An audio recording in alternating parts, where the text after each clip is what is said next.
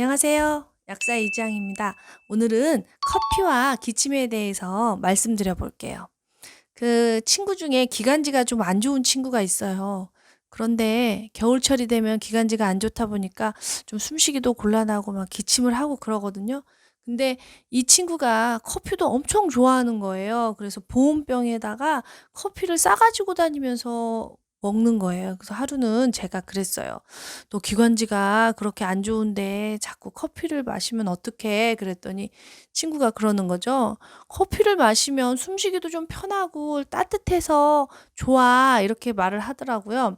그래서 커피가 일단 숨쉬기 좋게 해 주는 건 맞지만 만약에 너가 병원에 가서 기침약을 처방받았는데 그 약하고 커피하고 같이 먹다가는 큰일 날 수가 있어. 응급실에 실려갈 수도 있단 말이야." 그랬더니 "어 왜?" 깜짝 놀라더라고요. 그래서 알려줬어요. 커피도 교감신경을 흥분시키고 병원에서 처방하는 약 중에 기관지 확장제라고 있는데 그 기관지 확장제도 교감신경을 흥분시켜. 교감신경이 너무 흥분되면 심장이 발랑발랑발랑 뛰어서 응급실에 실려갈 수도 있는 거지. 그랬더니 그건 정말 몰랐다고 그렇게 말을 하더라고요.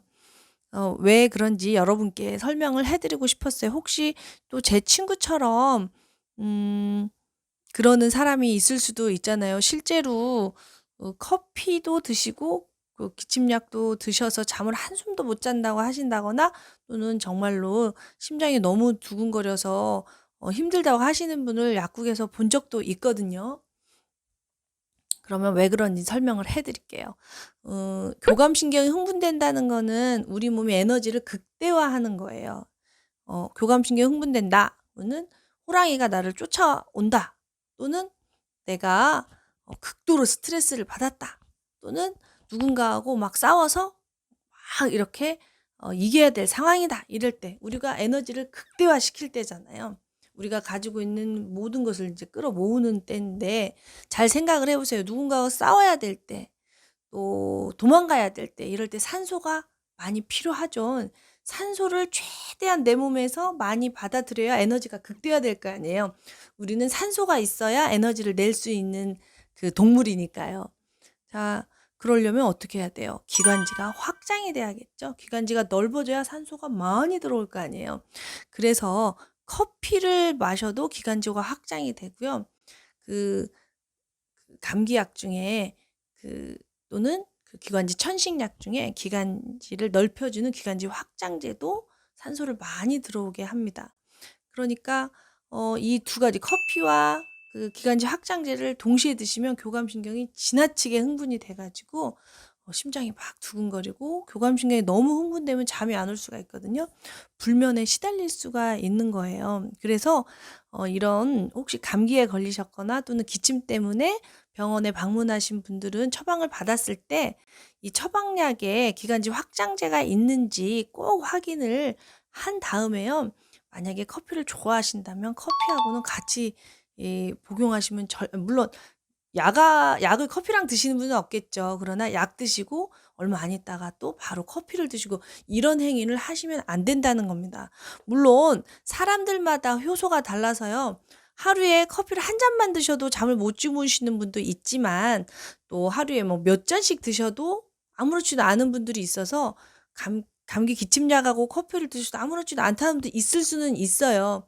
그러나 대부분의 사람들은 두 가지를 동시에 드시면 상당히 힘듭니다. 그러면 커피를 줄이시든가 기침약을 이렇게 용량을 조절해서 다른 약으로 대체하시든가 뭐 이렇게 하셔야 되는데 이걸 모르게 되면은 커피는 커피대로 기침약은 기침약대로 드시면서 또 '심장이 안 좋은가?' 하고는 또 다른 병원에 갈 수도 있단 말이죠. 이런 일은 없어야 되잖아요. 그리고 이런 커피를 계속 드시게 되면은 아까 그 서두에 말한 제 친구처럼 일단 기관지가 확장이 되니까 숨은 좀 잘 쉴 수 있을지 모르지만 커피를 지속적으로 드시게 되면 커피에 이뇨 성분이 이제 카페인이 교감신경도 흥분시키지만 이뇨 작용도 있잖아요. 그래서 여러분들 커피 드시면은 화장실 자주 가시잖아요. 그게 인제 이뇨 작용, 소변이 잘 나오게 하는 작용이기 때문인데요. 그렇게 되면 어떻게 되겠어요? 소변으로 몸에 물이 많이 빠지게 되니까 몸속에 수분이 부족하게 되겠죠.